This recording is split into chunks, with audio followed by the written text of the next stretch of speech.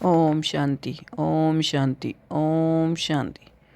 अव्यक्त बाप दादा, रिवाइज डेट है 18 मई 1969। रूहानी ज्ञान योग के ज्योतिषी। रूहानी ज्ञान योग के ज्योतिषी। आप सभी ने आप सभी ने बुलाया या बाप दादा ने आप सभी को बुलाया है? किसने किसको बुलाया है? जो बच्चे बाप के कर्तव्य में निमित्त बने हुए हैं, उन्हों को ये बात हर वक्त याद रखनी है कि हमें हर समय हर हालत में एवरेडी और ऑलराउंडर होना है। अगर ये दो बातें सभी में आ जाए तो सर्विस का सबूत श्रेष्ठ निकल सकता है, लेकिन नंबरवार पुरुषार्थ अनुसार ये बातें हैं। आप निमित्त बने हुए बच्चों को ये स्लोगन याद रखना चाहिए कि हम जो कर्म करेंगे मुझे देख और सभी करेंगे।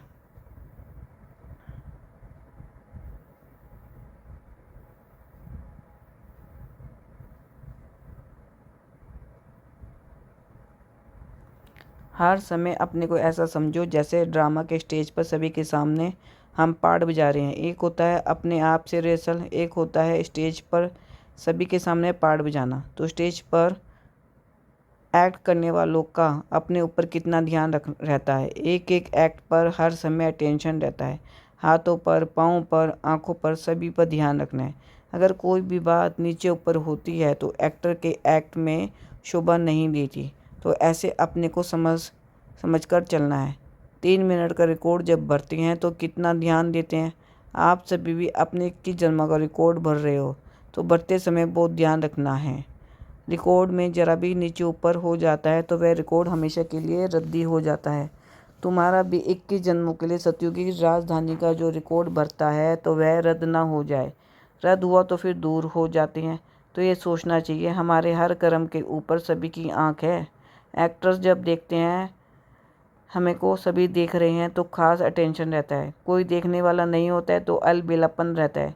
तो हमेशा समझना चाहिए हम भले अकेलेपन में कुछ करते हैं तो भी सृष्टि के सामने है। सारी सृष्टि की आत्माएं चारों ओर से हमें देख रही है। अगर एक एक फूल ऐसा संपूर्ण और सुंदर हो जाए तो इस बगीचे की खुशबू कितनी फैल जाती। लेकिन क्यों नहीं फैलती, उसका कारण क्या? खुशबू के साथ साथ कहाँ कहाँ बीच में और बातें भी आ जाती है। भले खुशबू कितनी भी हो, लेकिन खुशबू से भी जल्दी फैलने वाले बदबू होती है। तो जो जरा सी बात सारी खुशबू को समाप्त कर देती है। अविनाशी खुशबू जिसको सदा गुलाब कहते हैं। एक होता है सदा गुलाब, दूसरा होता गुलाब, तीसरा होता है रूहे गुलाब। पहला नंबर है रूहे गुलाब। वह रूह की स्थिति में रहता है और रूहानी रूह के हमेशा नज़दीक है। ऐसे हैं रूहे गुलाब। और दूसरी क्वालिटी जो है वह फिर सर्विस में बहुत अच्छे रहते हैं। बाकी रूहानी स्थिति में कमी है। सर्विस में धारणा में अच्छे हैं, संस्कार शीतल है। खुद अपने को क्या समझते हो? किस नंबर का फूल समझते हो? कांटे तो यहाँ हो भी ना सके।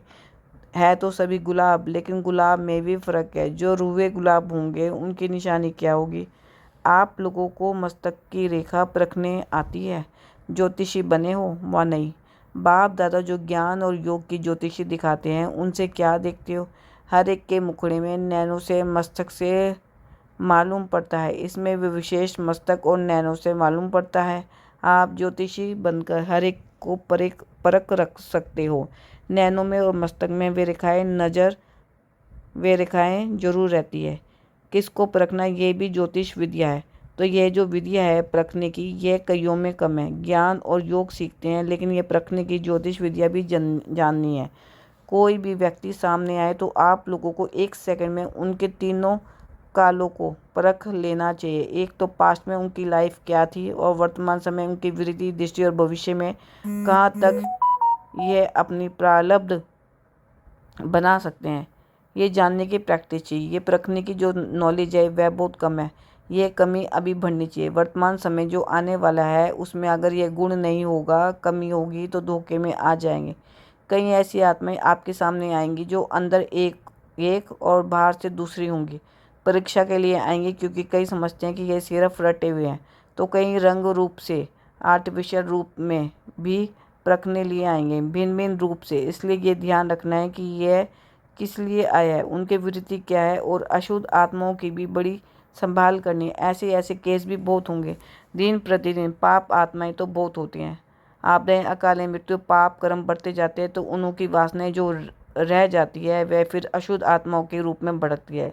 इसलिए ये भी बहुत बड़ी संभाल रखनी है। कोई में अशुद्ध आत्मा की प्रविष्टा होती है तो उनको भगाने के लिए एक तो धूप जलाते हैं और आग में चीज़ को तपाकर लगाते हैं और लाल मिर्ची भी खिलाते हैं। तो आप सभी को फिर योग की अग्नि से काम लेना है। हर कर्मेंद्रियों को योगनी में तपाना है तो फिर कोई वार नहीं कर सकेंगे। थोड़ा भी कहाँ ढीलापन हुआ, कोई भी कर्मेंद्रिय ढीली हुई तो फिर प्रविष्टा हो सकती है। वे अशुद्ध आत्माएं तो बड़ी पावरफुल होती है, वे माया की पावर भी कम नहीं होती। ये बहुत ध्यान रखना है। और कोई प्राकृतिक आपदाएं भी अपना कर्तव्य करेंगी, उसका सामना करने के लिए अपने में ईश्वरीय शक्ति धारण करनी है। उस समय स्नेह नहीं रखना है, उस समय शक्ति रूप की आवश्यकता है। किस समय स्नेह मूर्त, किस समय शक्ति रूप बनना है, यह भी सोचना है। इन सभी बातों में शक्ति रूप की आवश्यकता है। अगर कोई ऐसा आया और उनको ज़्यादा स्नेह दिखाया तो कहाँ नुकसान भी हो सकता है। स्नेह बाप दादा और देवी परिवार से करना है, बाकी सभी से शक्ति रूप से सामना करना है। कई बच्चे गफलत करते हैं जो उन्हों के स्नेह में आ जाते हैं, वह स्नेह वृद्धि होकर कमज़ोर कर देता है। इसलिए अब शक्ति रूप की आवश्यकता है। अंतिम नारा भी भारत माता शक्ति अवतार का गायन है। गोपी माता थोड़ी कहते हैं, अब शक्ति रूप का पाठ है। गोपिकाओं का रूप साकार में था, अब अव्यक्त रूप से शक्ति का पाठ है।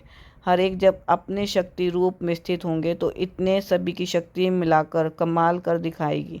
यादगार रूप में अंतिम चित्र कौन सा दिखाया हुआ है? पहाड़ को उंगली देने का। उंगली ये शक्ति की देनी है, इससे ही कलयुगी पहाड़ खत्म होगा। इसमें हर एक की उंगली की दरकार है। अभी वह उंगली पूरी रीति नहीं दी है, उठाते जरूर है, परंतु कोई की कभी सीधी, कोई की कभी टेढ़ी हो जाती है। जब पूरी उंगली होगी तब प्रभाव निकलेगा। एक जैसे उंगली देनी है। इस कलयुगी पहाड़ को जल्दी उंगली देकर फिर सतयुगी दुनिया को लाना है। सकार के साथ स्नेह है तो जल्दी जल्दी इस पुरानी दुनिया से चलने की तैयारी करो। आप कहेंगे अभी सर्विस कहाँ हुई है, लेकिन सर्विस भी किसके लिए रुकी है? अगर आप हर एक शक्ति रूप में स्थित हो जाओ तो आपके जो भूले भटके भक्त हैं ना चाहते भी चकमक अर्थात चुम्बक के आगे आ जाएंगे, देरी नहीं लगेगी। अच्छा, ओम